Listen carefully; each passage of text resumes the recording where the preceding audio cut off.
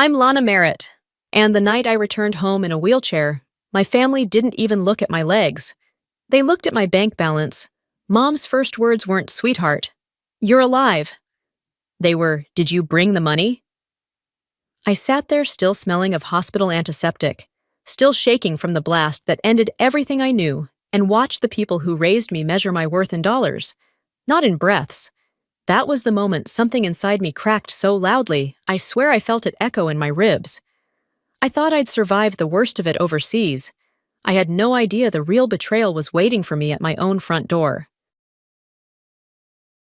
The ride back into Utah felt longer than any flight I'd taken overseas. The truck heater blew warm air against my hands, but none of it could thaw the heaviness sitting between my ribs. I watched the Wasatch Range rise in the distance, dusted in white, looking exactly the way it had when I left. Everything else, though, felt altered in ways I couldn't name yet. The closer we drove to the outskirts of Salt Lake City, the quieter I became. I'd prepared myself for the physical part of coming home: the ramps, the uneven ground, the stares from strangers, but not for the unfamiliar stillness settling in my chest. It was the kind of quiet that warned you something was waiting around the bend. When the truck finally turned onto the dirt road leading to the old Merritt place, my pulse kicked up. The house looked smaller than I remembered, its wood darkened by years of storms and sun. A porch light flickered weakly, fighting to stay alive in the cold evening air. I told myself to breathe, to expect awkwardness, not warmth. The engine shut off, leaving only the sound of wind brushing against the hood. My friend helped unload my chair, and for a second I sat there, staring at the front door like it might open into a life I could still recognize. But when it swung open, the look on my parents' faces didn't match the reunion I'd imagined during long nights overseas. They didn't rush toward me or say my name with relief. They simply stood there, caught off guard, blinking as though I'd shown up unannounced. There was no welcome, no arms outstretched, just two people trying to make sense of someone who had come home changed in ways they hadn't bothered to ask about.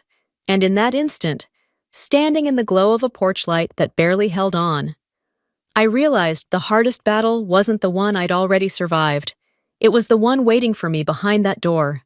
Dad opened the door wide enough for me to wheel through, but his eyes slid away the moment I met them. Like looking at me might trigger something he didn't want to face.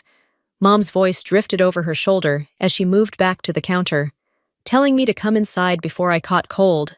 As if I were just another inconvenience blowing in with the wind, the house itself felt exhausted stacks as of unopened bills on the coffee table.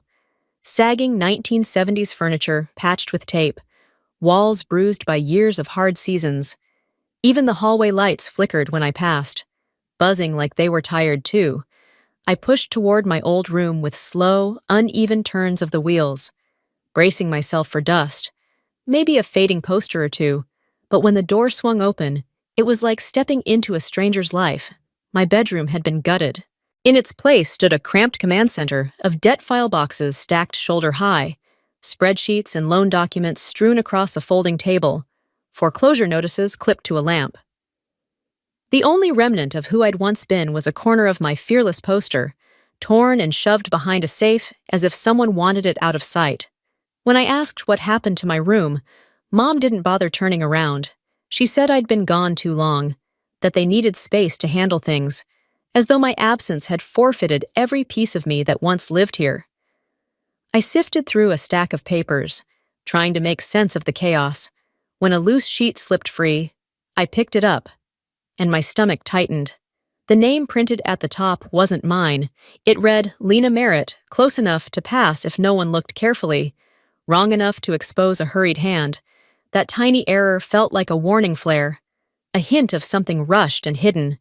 Later that night, I lay awake listening to the soft but relentless flip of papers in the living room. Each turn echoed down the hallway like a countdown, steady and ominous. I didn't know what it was ticking toward, but I could feel it tightening in the air, drawing closer. Morning arrived with the dull clatter of pans and the low hum of the old furnace, but nothing about the day felt warm. I expected at least one question about how I was holding up, some scrap of concern. Instead, Dad asked if I'd started receiving disability payments. No pause, no gentleness, just straight to the subject of money. Caleb wandered in mid-breakfast, half awake, asking how often the VA sent checks, like he was comparing cable bills instead of talking about the aftermath of the blast that changed everything. I stepped out to breathe the cold air, the kind that clears your head whether you want it to or not. Mr. Wright from the neighboring ranch walked up, hands in his jacket pockets, and lowered his voice. He said the bank had visited the house 3 times in a week. He asked if my parents were all right. The weight of his question hit harder than the cold. Later that evening, while wiping down the kitchen counter, I spotted an envelope shoved behind the cabinet, hidden. Not misplaced. My name was printed across the front, but the contact number belonged to Dad. Inside was a notice about a loan waiting for a co-borrower's updated signature. Mine. I'd never agreed to any loan. Never signed anything. As I rolled into the living room, Dad and Mom worked under the dim yellow light, shoulders hunched, avoiding my eyes. Their silence wasn't ignorance, it was intention. And in that moment, something inside me shifted, sharp and certain. This wasn't an accident, and whatever truth had been buried in this house, it was finally extending its way to the surface. Dinner should have been a moment to ease back into the rhythm of being under the same roof again. But the silence that settled over the table told me otherwise. My parents sat across from me with their hands clasped beneath the edge of the table, like 2 people holding on to a shared secret. Mom cleared her throat and asked which account my VA funds were being deposited into. She could note it for the bank. The question hit me square in the chest. I hadn't mentioned any payments. I hadn't even decided how to talk about what had happened to me. Yet somehow the first thing on their minds was what might be coming into my bank account. Before I could respond, Caleb tossed out a comment without looking up from his phone, telling me the bank would need a signature update, and I should just confirm I'd sign if they called.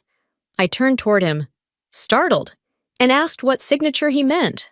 The moment the question left my mouth, he blinked like he'd stepped into a trap he didn't see coming. He muttered something about a previous refinance before Dad slammed his fork down and ordered him to stop talking. The air went heavy. Something was wrong. Wrong in a way that went deeper than disorganization or overdue bills. When dinner wrapped up, I wheeled away with an excuse about feeling tired. What they didn't know was that I'd slipped a thin packet of papers from the dining table into my jacket. In the quiet of the living room, under a lamp with a yellowing shade, I opened it. Refinancing package. Co-signer Lana Merritt. Page after page of numbers, signatures, and terms spilled out. And there it was, my name, signed in black ink that leaned left. The way a left-handed person writes. Dad was left-handed. I stared at it until the lines blurred. Someone had signed for me. Someone who lived in this house. My hands shook as I closed the packet. This wasn't just a moment of desperation. This was coordination, planning, a pattern that likely stretched back further than I wanted to imagine.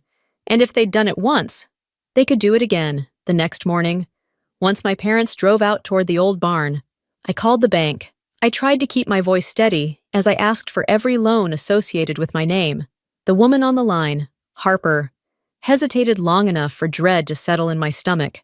She listed them a refinance in 2019, another in 2021, a secondary loan in 2022. Each year hit like a punch. Each loan tied to me without my knowledge. When I asked who had signed them, Harper lowered her voice and said every signature belonged to me, at least on paper. I swallowed hard. I had never seen those documents, never touched them. I forced myself to ask whether something new was pending. Harper confirmed the latest refinance was waiting only for a signature verification appointment. My breath stalled. They didn't just forge one signature, they were preparing the next step. Then came the twist that hollowed me out. Harper said my parents had told the bank I'd already agreed verbally. When I returned to the living room, they were hunched over documents again. Dad slid a stack under a newspaper like a child hiding a bad report card. He asked if I needed something, voice strained. I asked what the new loan was about.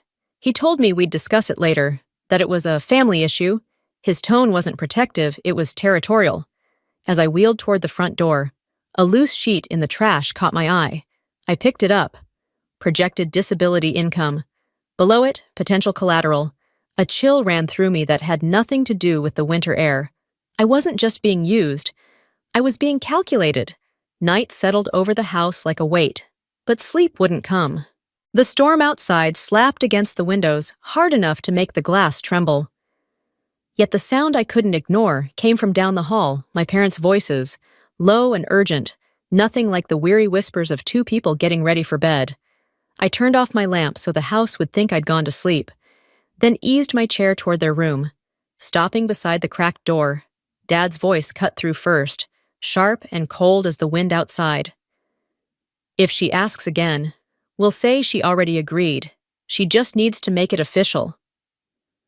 My grip tightened instantly. Mom's response was a strained whisper. "I'm worried. She's changed. She might question this." Dad dismissed it.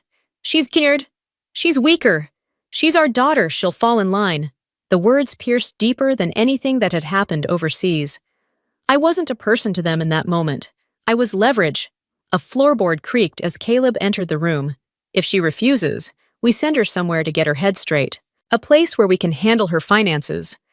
A facility." My chest tightened, not from injury, but from fear. Mom muttered something about losing the ranch. Dad answered with a sentence that knocked the air out of me. "We raised her for 18 years. It's time she pays us back." I backed away, pulse hammering, and turned toward the living room. A stray page lay near Dad's jacket. I picked it up. It was a loan estimate. Approval almost guaranteed thanks to veteran co-borrower high reliability. They didn't just need my signature, they needed my identity. At the far end of the hall, Caleb stood in shadow, whispering that if I messed this up, he'd go down with them. A chill ran through me that the blizzard couldn't match. Morning came thick with snow. My parents called me to the kitchen like a summons, the table covered in neatly ordered documents. Dad pushed a pen toward me and said it was time to sign so we could all move on. I told them I wouldn't. Dad's jaw locked before he admitted they'd already signed for me. Mom insisted I owed them. Caleb snapped that it was just one signature, and I had nothing else in life to worry about. I placed the bank's fraud letter on the table. "The signature isn't mine." Silence. Panic. Anger. I pulled out the last file, my credit card, maxed nearly to its limit. Caleb listed as authorized user. His stammered excuse didn't matter. 3 faces stared at me with fear for themselves, not for me.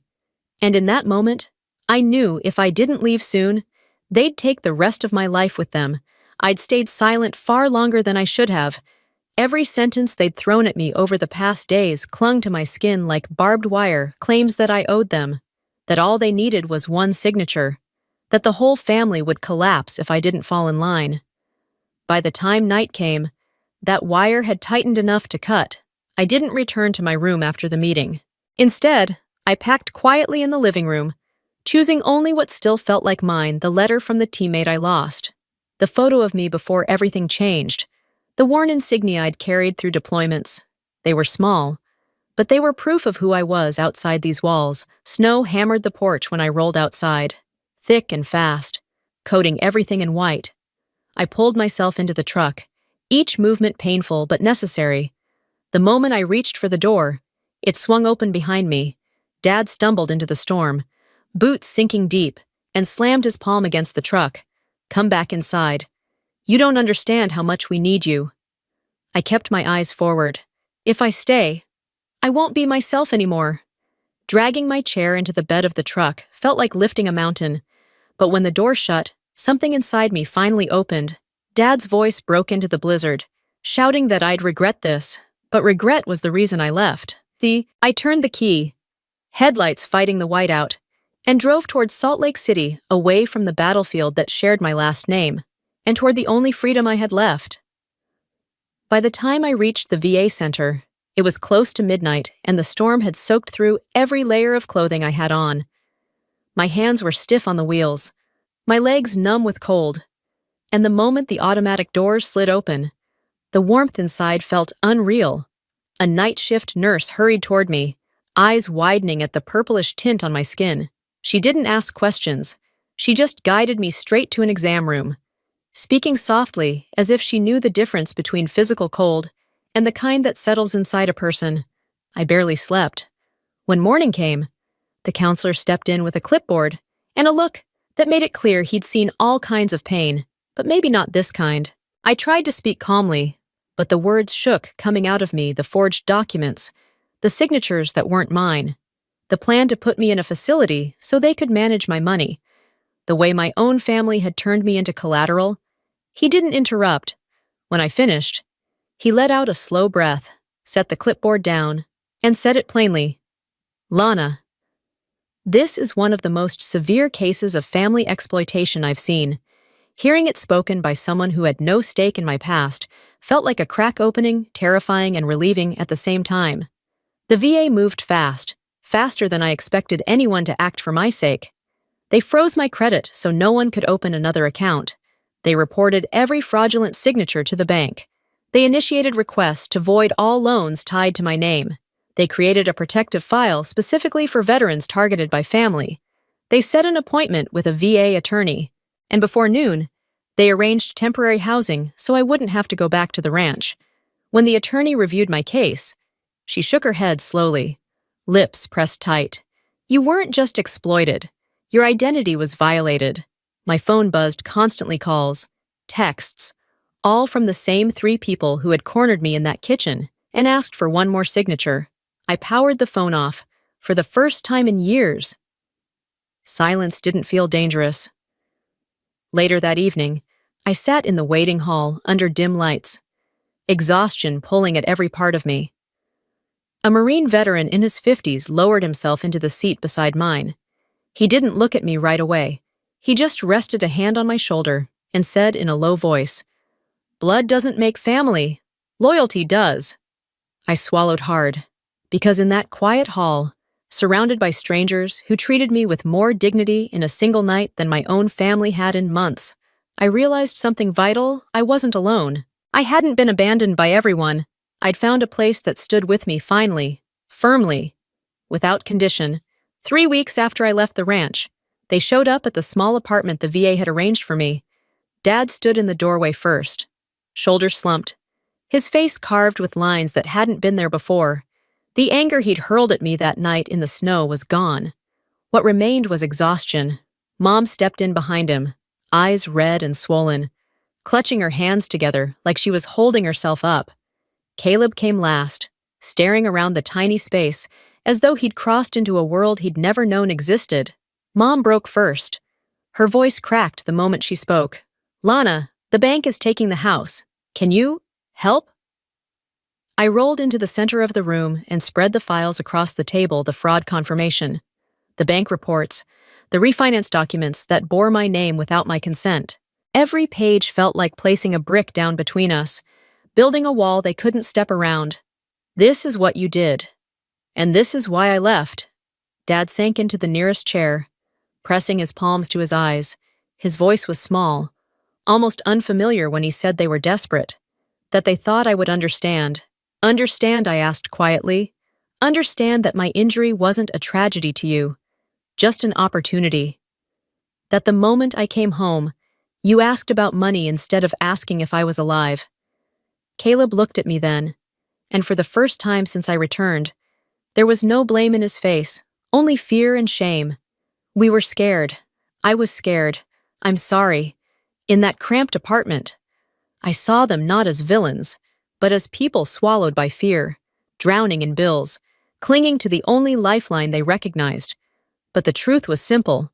They had grabbed onto me so tightly that I nearly drowned with them. My voice softened. But I held firm. "I forgive you, but I won't sign anything. I won't guarantee loans. I won't save the ranch with my identity." Silence filled the room, heavy but honest. Finally, Dad lifted his head. His eyes were tired, but clearer than I'd seen in years. "You have the right to choose your own life." A week later, we met again at a small diner off I-15. No shouting, no tears, just a simple meal and a few tentative stories shared over lukewarm coffee.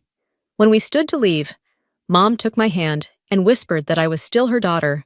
I told her she was still my mother, just not someone I could sacrifice myself for anymore. On the drive back, I pulled over at the Veterans Memorial. I wheeled up to the stone wall, laid my palm against the cold surface, and whispered, "I survived. Not just the war, but the wounds that wore my family's face." The wind swept across the Utah plain, and for the first time, it didn't feel cold. I wasn't going back. I was moving forward into a life that finally belonged to me.